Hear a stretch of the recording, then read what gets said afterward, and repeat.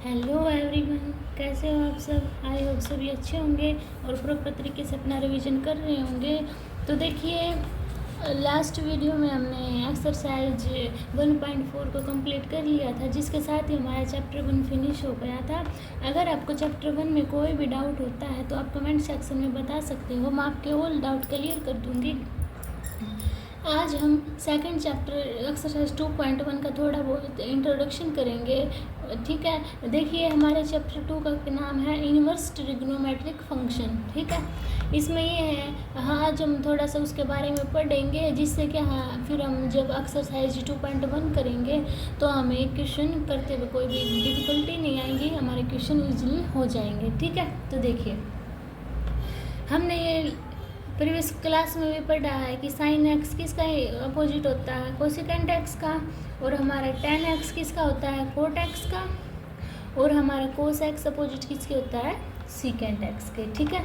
अगर देखो, हमें साइन एक्स का मुझे इन्वर्स बनाना है तो इसको मैं कैसे लिखती हूँ, साइन इन्वर्स एक्स, यानी कि -1 पावर लिख देते हैं हम, ठीक है। कोसिकेंट एक्स का बनाना है तो cosecant inverse x, tan x का बनाना है तो टेन इन्वर्स एक्स, और कोट एक्स का बनाना है तो cot inverse x, cos x का बनाएंगे तो कोस इन्वर्स एक्स, और सीकेंट एक्स का बनाएंगे तो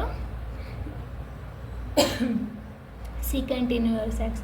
ये है हमारे ट्रिग्नोमेट्रिक फंक्शन, और ये मैंने कन्वर्ट कर दिए इनवर्स ट्रिग्नोमेट्रिक फंक्शन में, ठीक है। आई होप ये बात आपको इतनी बात आपको क्लियर हो गई होगी। देखो, एक बात से समझाती हूँ, जैसे कि मान लो मेरी कोई भी L × M मेरा इक्वल दिया हुआ है 2 के। अगर मुझे मान लो मैंने m की वैल्यू निकालनी है तो l उस साइड चला गया, मेरा गया ना उस साइड, तो 2/l हो गया। अब इस 2/l को मैं 2l⁻⁻1 लिख सकती हूँ, तो ये क्या हो गया, l इन्वर्स हो गया, ठीक है। इसको हम ऐसे डिनोट करते हैं। अब देखो, इसको एक एग्जाम्पल से समझते हैं। देखिए, जैसे हमारे पास है साइन 60 इक्वल टू किसके होता है, हमारे √3/2 के होता है। साइन 60 वैल्यू होती है ना, ये साइन 60 की हमने 10th क्लास में पढ़ी है। ट्रिग्नोमेट्री जो हमारा चैप्टर आता है 10th क्लास में, 8th चैप्टर, तो उसमें ट्रिग्नोमेट्रिक फंक्शन की हमने टेबल पढ़ी थी ना, तो उसमें साइन 60 किसकी होती है, वैल्यू क्या होती है इसकी वैल्यू, √3/2। अब देखिए, साइन को मैं उस साइड दूसरी साइड लेके जाती हूँ तो इसका इन्वर्स हो जाता है साइन इन्वर्स √3/2, ठीक है। अब देखिए 60 है ये, तो क्या हो गया मेरा, ये साइन इन्वर्स 3/2, ठीक है। अब देखिए एक और एग्जाम्पल लीजिए, कोस 60 की वैल्यू क्या होती है हमारे पास 1/2, तो 60 डिग्री लिखेंगे तो किसके इन्वर्स हो जाएगा, कोस इन्वर्स 1/√2। हम इनको ऐसे डिनोट करते हैं, ठीक है। अब देखिए, कुछ एग्जाम्पल से समझाती हूँ मैं, ये बात आई होगा आपको क्लियर हो गई होगी। देखिए, मान लो मेरे पास ये ऐसे हमारे क्वेश्चन दिए होंगे हमें सोल्व करने के लिए, ठीक है। देखो कैसे दिया होगा, साइन इनवर्स 1/√2 = x, यानी कि साइन इनवर्स 1/√2 किसका इक्वल दिया हुआ है, हमें x के इक्वल दिया हुआ है, और मुझे x की वैल्यू फाइंड आउट करनी है। तो देखो, साइन को मैं दूसरी साइड लेके जाऊँ तो देखो 1/√2 = साइन x। अब मुझे ये पता है 1/√2 मेरी किसकी वैल्यू होती है, साइन 45 की, तो sine 45 degree = sine x. Sine से साइन कैंसिल आउट, तो 45 डिग्री = एक्स, तो एक्स की वैल्यू आ गई ना। ये एक तो तरीका होता है मेरा ऐसे निकालने का, और एक तरीका और होता है, देखो वो भी कोस इनवर्स √3/2 = एक्स। ये मेरी वैल्यू दी है एक्स की निकालनी। देखो, कोस इनवर्स दिया हुआ है, इसको ऐसे ही रखो। √3/2 किसकी वैल्यू होती है, कोस π/6 की, π/6 की होती है ना, 30 की होती है। 30 को कैसे लिख दिया मैंने, 180/3, यानी कि 3 से कैंसिल आउट, 3 6 जा 18, तो π/6 होगा ना। ये 180 को हम पाई से डिनोट कर दे, तो कोस π/6 = x। अब देखो, कोस इनवर्स होता है ना, तो आपस में वो कट जाते हैं, तो क्या बचा, π/6 = x, ठीक है। ऐसे हम इनकी वैल्यू फाइंड आउट कर लेंगे। इतनी बात आपको क्लियर हो गई होगी, ठीक है। अब देखिए एक बात और, अब इसको इरेज कर देते हैं। देखिए, ये आपने पढ़ा भी होगा, ये सर्कल होता है जो मेरा यहाँ से यहाँ तक और फिर दोबारा से यहाँ तक, ये पूरा मेरे पास 360 का एंगल बनाता है। और 360 डिग्री किसके इक्वल होता है? हमारे 2 पाई के। और 180 किसके होगा? इसका हाफ किया तो 2 पाई का हाफ कर दिया है ना पाई के। अब 90 डिग्री इनकी, अब 180 का हाफ किया तो पाई का भी हाफ कर दिए देंगे है ना, π/2। अब इसके बाद क्या था? 45। अब इसका हाफ किया तो π/2 का हाफ क्या होगा? π/4। इतनी बात समझ में आई सभी को? ठीक है। अब देखो जैसे कि मुझे 30 डिग्री की वैल्यू निकालनी, तो कैसे निकालती हूँ मैं? पाई अपॉन में 30 की निकालनी है ना, मल्टीप्लाई किसके साथ करते हैं? पाई अपॉन में 180। मल्टीप्लाई कितने, जिसकी वैल्यू मैंने निकालनी होती है वही ना। 3 से 3 कैंसिल आउट, 3 1 जा 3 6 18, तो कितनी आई मेरी 30 डिग्री की वैल्यू? π/6। ठीक है। ऐसे हमें ये वैल्यू फाइंड आउट करनी होती है। ये आपने पढ़ा होगा लास्ट एक्सरसाइज में, लास्ट क्लास में आपने पढ़ा होगा। ठीक है। अब देखिए एक बार मैं आपको ट्रिग्नोमेट्री की जो टेबल थी वो आपको एक बार रिवाइज करवा देती हूँ। तो देखिए उसमें क्या होते हैं हमारे? 0 degree, 30 degree, 45 degree, 60 degree, 90 degree, ये मेरे एंगल होते हैं ना। यहाँ पे sin x होता है, यहाँ पे cos x। देखिए हम फॉर्मूले बनाएंगे उससे।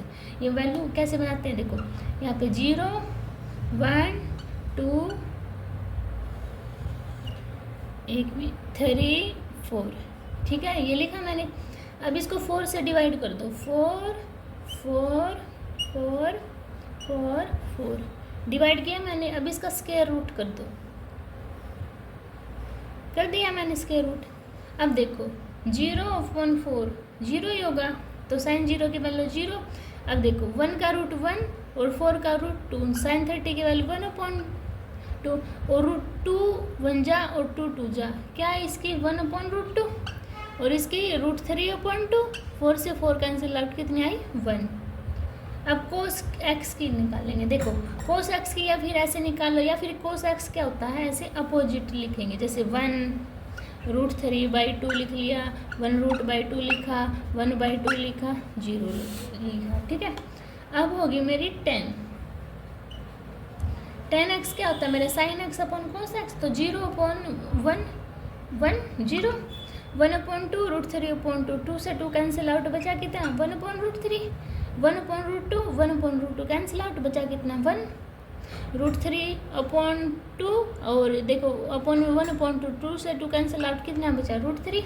और 1/0 क्या होता है? नॉट डिफाइंड, तो इन्फिनिटी से डिनोट कर देते हैं इसको। ठीक है।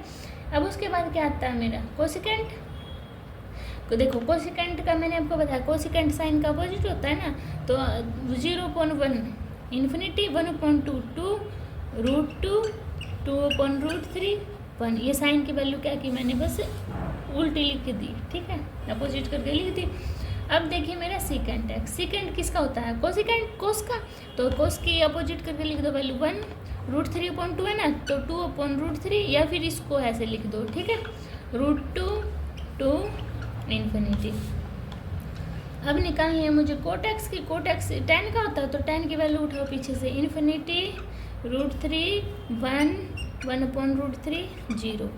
ये हमारी टेबल थी जो हमने 11th में भी पढ़ी थी, 10th में भी पढ़ी थी। ठीक है, आपको ये बनानी आ गई होगी। ये बहुत ईजी, ऐसे आप 1-2 बार बनाओगे ना इसको, तो आपको ये क्या है, ये याद भी हो जाएंगे। ठीक है, तो आप इसकी प्रैक्टिस भी करना। ठीक है, अब देखिए आगे। अब इसको इरेज कर देते हैं।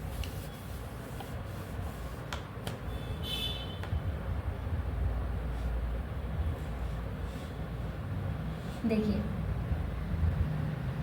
अब मेरा आता है रेंज। क्या आएगा इसके बाद? Range of inverse trigonometric function, यानी कि इनकी रेंज किस किस के बीच में होती है। देखो एक बार समझो इसको। देखो हम 2 फैमिली बना के चलेंगे यहाँ पे। कैसे? साइन इनवर्स, कोसिकेंट इनवर्स और tan इनवर्स की बनाएंगे हम एक फैमिली, और कोस इनवर्स, सीकेंट इनवर्स और कोट इनवर्स की बनाएंगे हम दूसरी फैमिली। ठीक है, देखो साइन इनवर्स की वैल्यू हमारी क्लोज ब्रैकेट -π/2 से π/2, यानी कि जो साइन इनवर्स एक्स की साइन इनवर्स की जो भी हमारी वैल्यू आएगी ना, तो वो -π/2 से π/2 के बीच तक ही आएंगी, ठीक है। ऐसे ही कोसिकेंट इनवर्स होता है, -π/2 से π/2 तक आएगी, बट इसमें 0 इंक्लूडेड नहीं होगा, ठीक है। टेन इनवर्स की हमारी -π/2 से ओपन ब्रैकेट में π/2 आएंगी। देखो ओपन ब्रैकेट क्लोज ब्रैकेट थोड़ा भूल गए होगे तो उसको रिवाइज करवा देती हूँ। क्लोज ब्रैकेट में क्या होता है, जो हमारी ये वैल्यू होती है ये भी काउंट होती है, पर ओपन ब्रैकेट में हमारी ये वैल्यू काउंट नहीं होगी, यानी कि ओपन ब्रैकेट में -π/2 काउंट नहीं होगा, इनके बीच की जो वैल्यू आएंगी वो होंगी, ठीक है। अब देखो कोस इनवर्स की वैल्यू आएंगी हमारी 0 से π, ठीक है, क्लोज ब्रैकेट में, और सेकेंड इनवर्स की आएंगी हमारी 0 से π और -π/2, यानी कि π/2 इंक्लूडेड नहीं होगा, ठीक है। और कोसेकेंट इनवर्स की आएंगी मेरी ओपन ब्रैकेट 0 से π, ठीक है। ये हमारी यहाँ से यहाँ तक वैल्यू आएंगी। इतनी बात सभी को क्लियर हो गई होगी, ठीक है। अब देखिए ये आपने नोट कर लिया, ठीक है। अब इसको इरेज कर देते हैं, देखिए अब आगे। अब है हमारा inverse trigonometric formula, inverse trigonometric formula. देखिए जो मैंने बनाया था उसको लिख लेते हैं हम। दो फैमिली साइन इनवर्स, कैसे लिखेंगे, sine inverse -x, cosecant inverse -x, tan inverse -x, ये हमारी एक फैमिली। और सेकंड फैमिली लिखो cosecant inverse -x, secant inverse -x, और क्या था मेरा कोट इनवर्स -x, ठीक है। देखो साइन इनवर्स -x किसके इक्वल होगा हमारा, माइनस साइन इनवर्स x के, ठीक है। और cosecant inverse -x minus cosecant inverse x को। अब देखिए tan inverse x, tan inverse -x मेरा इक्वल होता है -tan इनवर्स x की, ठीक है। इतनी बात आपको क्लियर हुई होगी। अब देखो कोस इनवर्स -x मेरा इक्वल होगा pi minus cos inverse x, और second inverse pi minus second inverse x, cot inverse -x pi minus cot inverse -x। अब आप बोलोगे जी ये पाई माइनस होके क्यों आया, तो देखो एक बात और ध्यान रखना। देखो मैं आपको ये बताया था यहाँ पे क्या होता है 0 π/2 पाई 3π/2 और यहाँ पे 2π, यही होता है ना, ऑल स्कूल टू कॉलेज, है ना, ये हमने पढ़ा है। तो देखो इसमें क्या पाई माइनस क्या होता है हमारा, देखो यही होता है ना कोस माइनस थीटा, यानी कि देखो 2π पे क्या है, ये जब रिवाइज होंगे यानी कि पाई पर क्या है हमारा जाएंगे पाई पर, यहाँ पे क्या होता है नो चेंज होता है ना पाई पर। तो देखो इसमें से क्या फिर 2π में से क्या है कोस 2π, यहाँ से अगर मैं 2π में से थीटा माइनस करती हूँ तो मेरा इस क्वाड्रेंट में आता है ना, और इस क्वाड्रेंट में मेरा क्या होता है कोस थीटा, यानी कि पॉजिटिव होता है, तो इसलिए तो पॉजिटिव आता है कोस थीटा। कैसे, जैसे कि हमारी ये होता है साइन थीटा हमारा किसके इक्वल होता है माइनस साइन थीटा के, और कोस थीटा किसके इक्वल होता है कोस थीटा के इक्वल होता है ना हमारा, इसलिए ये पॉजिटिव आता है यहाँ पे, ठीक है। ये बात क्लियर होगी। अब देखो इसका डाउट क्लियर करो कि यहाँ पे कैसे, एक एग्जाम्पल के थ्रू बताती हूँ मैं आपको। देखिए जैसे कि मेरा एक एग्जाम्पल है कोस इनवर्स -1/2, ठीक है।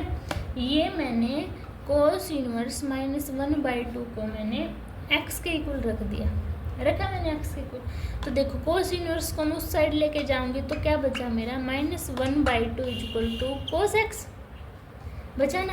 अब -1/2 को किसकी वैल्यू होती है हमारी, माइनस को बाहर रख लूँ, कोस π/3 की वैल्यू होती है ना, वो 5/3 यानी कि 60 डिग्री = किसके हमारे कोस x के। कोस से कोस कैंसिल आउट, तो देखो x की हमारी वैल्यू आई -π/3, पर हम माइनस में तो वैल्यू हम मेज़र नहीं कर सकते हैं ना, नहीं कर सकते ना। तो इसलिए हम क्या करेंगे इसमें, इसलिए हम पाई का यूज करते हैं, जिससे हम pi minus cos inverse x की वैल्यू क्या आती है, pi minus pi by 3 value हमारी आई हुई है। तो अब हम इसको इससे माइनस करेंगे तो हमारी वैल्यू आएगी 2π/3। अब देखिए 2π/3 है जो हमारा है, और मैंने आपको कोस इनवर्स एक्स की रेंज लिखवाई थी 0 to किसके बीच में होती है, पाई के बीच में। तो देखो जो हमारा 2/3 है इसके अंदर आ रहा है ना मेरा, इसी के अंदर मेजर कर रहा है, तो क्या है वैल्यू, यानी कि ये मेरा आंसर मेरा ठीक है। और -π/3 होता, ये तो हमारे इसके अंदर मैच ही नहीं आ रहा, इसके अंदर रेंज के अंदर है ही नहीं, तो मतलब क्या है, ये तो हमारा क्वेश्चन गलत होता है ना। इसलिए क्या है, हम इसको पाई माइनस लेके चलते हैं, जिससे क्या हमारी जो कोस की रेंज दी होती है उसमें हमारा आंसर कंप्लीट हो। ठीक है, आई होप आपको ये समझ में आई होगी। और बाकी जो भी थोड़े बहुत डाउट होंगे वो एक्सरसाइज करेंगे तब कंप्लीट हो जाएंगे। ठीक है, इस इंट्रोडक्शन को आप रिवाइज करना, अगर आपको कोई भी डाउट होता तो कमेंट सेक्शन में बताना। नेक्स्ट वीडियो में हम 2.1 से स्टार्ट करेंगे, तब तक के लिए बाय बाय।